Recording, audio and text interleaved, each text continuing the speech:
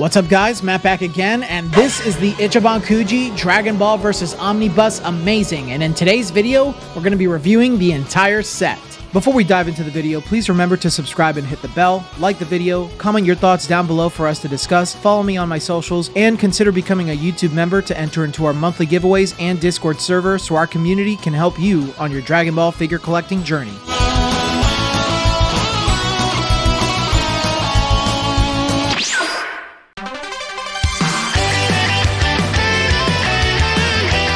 This Kuji opens up with a pair we haven't seen together since 2021. It's Goku and Gohan. This was also our first ever Masterlies Plus release that has been heavily pushed by Bandai this year. Masterlies Plus are figures that include two characters or a character with a special detailed item. In this instance, we got two characters in Goku and Gohan. The characters are based on the second chapter of Dragon Ball Z when Goku and Gohan arrive at Kame House to see their friends. Now, these aren't the first figures of Goku and Gohan together, specifically in this look. We got one based on the Eye Catch in 2021, along with a Last One prize version from Warriors Who Defend the Earth. I do like the different choice and take on this figure though, as it's nice to see figures standing on 2 feet rather than sitting or crouching at times. Their likeness leaves a bit to be desired. Goku's face looks a little off due to his mouth having no teeth, and not coming across as accurate to the source as I'd like. Gohan feels even worse, with a lot of his features being made too far apart and too small, specifically his eyes. I think if both characters had bigger eyes, then it would have landed quite a bit better. They aren't the worst looking figures in the face, but definitely look pretty goofy.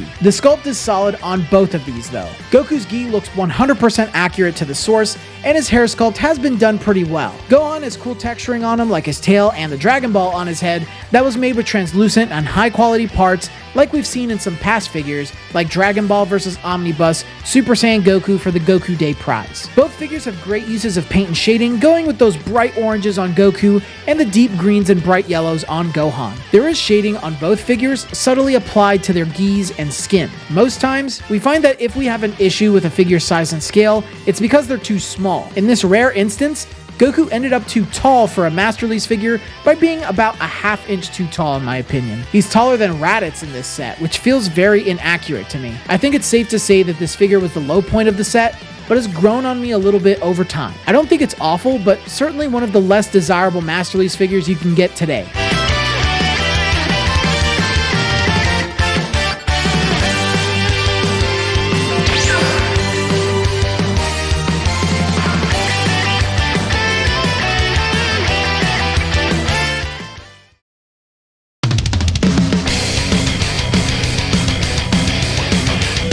Fans were begging for Raditz, and he finally showed up in this wonderful Omnibus Kuji. Raditz was the first villain we met in DBZ, and he revealed lots of big things that would carry the series forward. He was an alien from a bloodthirsty warrior race called the Saiyans that conquered planets like Earth. On top of that, he was Goku's older brother and far stronger than him and Piccolo, the strongest fighters on Earth. Raditz may not seem important today, but he caused quite a bit of damage and introduced a lot of great ideas to the franchise. This is our first and only Masterlies of Raditz today, and he's based on the manga cover art illustration by Akira Toriyama. Raditz has a perfect likeness. Dragon Ball had rounder features for their characters in the earlier days, and they captured that perfectly on his face. He also has other details like the lines on his face, and of course, a translucent scouter like the series. The sculpt of the figure is immaculate too. His hair is huge, detailed, and heavy. I was afraid it would cause leaning issues for the figure, but my Raditz has suffered no issues to this day. I love how they textured and sculpted his armor and muscles all along his body. The figure has some of my favorite style of painting as well, since they went with a more matte style paint for his armor and heavily shaded it along with his skin. Now, like Goku, this Raditz has a slight scaling issue. I think the size he's at is okay,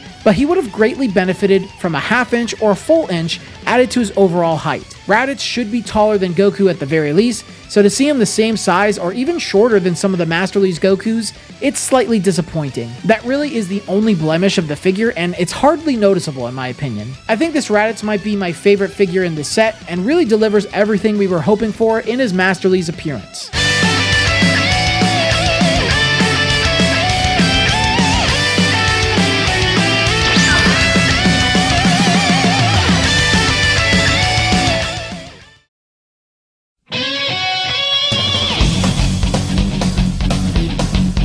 Gohan has been getting loads of figures over the last few years, and this set went all out in pairing him with other characters, but also giving him his own release within the awesome Master Release Plus figure line. This Gohan is based on the moment he bursts from Radit's Saiyan pod in a rage to protect his father. This Gohan was also worked on by the legendary Varuk and Joe, who are some of my favorite sculptors in the business today. Gohan's likeness is perfect. Varuk always nails Toriyama's style in these figures, and there are plenty of details like the line work, gritting teeth, and even the tears in Gohan's eyes to perfectly capture the manga source. The sculpt is an absolute masterpiece too. Gohan's hair is done really well, and we can't neglect the awesome effects and Saiyan pod underneath him. The Saiyan pod has loads of texturing and a translucent window that's cracked and beaten from Gohan. I also love the effect under Gohan to emulate him flying out of the spaceship. There's some awesome uses of paint and shading on this figure too. You can see plenty of bright colors used for Gohan's gi. There's also shading on his gi and even the spaceship. The size and scale of the figure is fantastic. He comes up to about 8 inches tall, with Gohan himself being about 4 to 5 inches in length. He scales perfectly with other figures, and this piece really sticks out prominently on a Saiyan Saga shelf. I think this is one of many masterpieces in this set, and I wished I recognized it better for being one of the best releases this year when I first made a tier list for this set. He's amazing.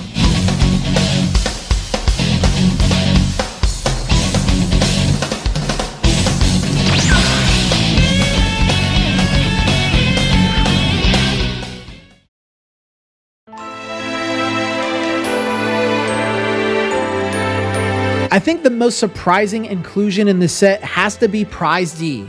Yet another Master Release Plus that includes Gohan, but now it's Piccolo and Gohan. This figure was actually made in response to the Piccolo Day poll from May 9th, 2023 that Shueisha held, asking fans what their favorite Piccolo moments were. This was ranked number 1 of their choices. I find all of the choices really interesting and hope that Bandai gives us even more wonderful references like this within Master Release. These figures are based on the moment Piccolo protects Gohan and sacrifices himself from Nappa's attack. It's a powerful moment and really allows Master Release to show off how dynamic it can be. The likeness on both figures is fantastic. Piccolo has so much detail, and of course he does, because Varuk and Joe both worked on these figures as well. You can see Piccolo's eyes fading away and plenty of detail within his face. Gohan also has lots of expression in his eyes as he's looking at Piccolo in fear of the entire situation. Piccolo's sculpt has tons of texturing and detail from his wrinkles, muscles, and of course the battle damage on the figure. I appreciate how they made Gohan as he uses a support under his arm to not fall over. He also has a little bit of battle damage and a great hair sculpt too. Both figures have magnificent paint application and plenty of shading on them. Gohan has some shading on his gi, but it's mostly on his skin. Piccolo has tons of shading seen on his skin and gi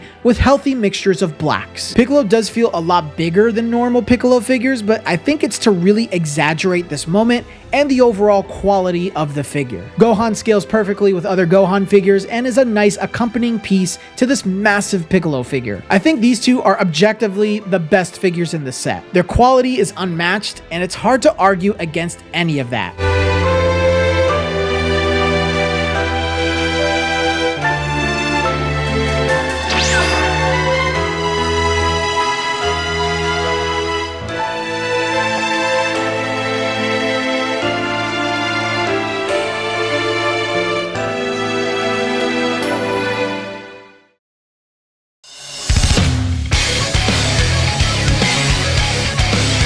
I think I speak for everyone when I say that it was about damn time that Super Vegeta showed up in Master Release. Vegeta doesn't get frequent figures, and when he does, they hit hard. This Super Vegeta is no different, as he's our first and only Super Vegeta that fans were begging for in Master Release. Super Vegeta only really had one appearance in the anime and manga, but it was sick as he wiped the floor with Cell, who was incredibly powerful at the time. The figure itself is based on the moment Vegeta reveals his new Super Saiyan form to Cell before beating the crap out of him for a bit. I think the only area this figure could have been a bit better in is his likeness. I don't think it's poor, but there is an issue with his teeth. They seem a bit misaligned and poorly sculpted. I think from most angles, Vegeta looks good, but I think if you take a very close look, you'll see the small imperfections. I still think he looks pretty good in the face otherwise. His hair sculpt is insane. I love how big and wild it is, as it was in the anime and manga. Vegeta sculpt is very well done with tons of texturing and details on his armor and muscles. The figure has my favorite paint and shading within this set, using very bright yellows and whites for his hair and expertly applied blacks for his jumpsuit. They also went with a more matte style paint finish for his armor, which I think always looks best for Master Lee's figures. Vegeta is also much bigger than I expected. I know he certainly gained size in this form in the anime, but I forgot just how big he gets. He scales wonderfully with all other Master Lee's figures and looks so good in the display. I can definitely recognize the small fault with Vegeta's face, but I think he overall looks amazing. I'm glad he's finally here, and I think he's a must-have for all collectors.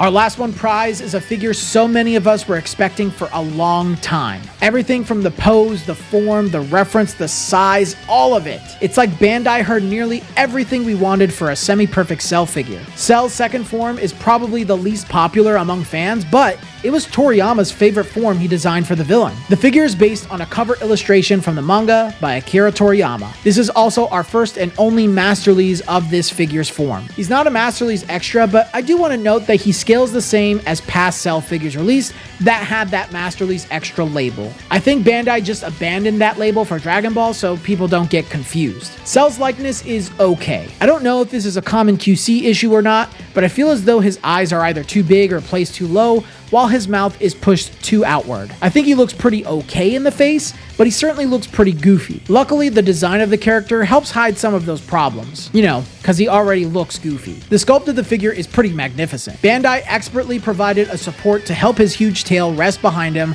while he's bowing to avoid him from falling over. They sculpted in all of his holes along his body, which I know is something fans really appreciate in their Cell figures. The figure almost feels like a mishmash of imperfect and perfect Cell styles for their Master Lee's figures. It's like it has the rough textures of imperfect Cell, but some of the shading and glossy parts of perfect Cell. Speaking of paint, he's good, but this figure has no shading. That's incredibly disappointing for a last one prize and one of Cell of all characters. I wish they had gone the extra mile to give him that detail to really make him pop. The figure is huge, coming in at 12 inches, but would probably get close to the 12.5 or 13 inch mark if he was standing straight up and not bowing. I have to admit that overall, I think this Cell is somewhat of a mixed bag. He's definitely better than the Omnibus Great full power Cell, but doesn't quite stack up to the imperfect and perfect forms released. I like him, but he comes up a bit short as a last one prize.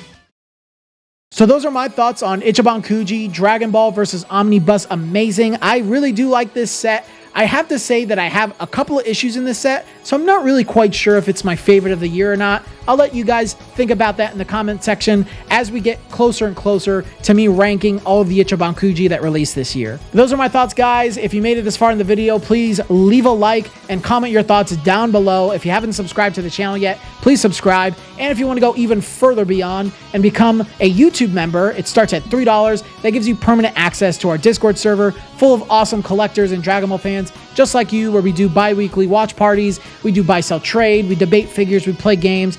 Great community for you to get a part of. And if you want to take part in our regular monthly giveaway, our $10 members can win 2 Crane figures, our $15 members can win an Ichiban Kuji figure, and our $20 members can win an entire Ichiban Kuji set that you can see here on the screen. And if you want to buy any of these figures, you can support me by buying them through the affiliate links in the description below. That way you don't have to pay anything extra or anything. You just support me by buying the figures because you want to pick them up. But I think that's all I got for you guys today. So until the next video, I will see you all later.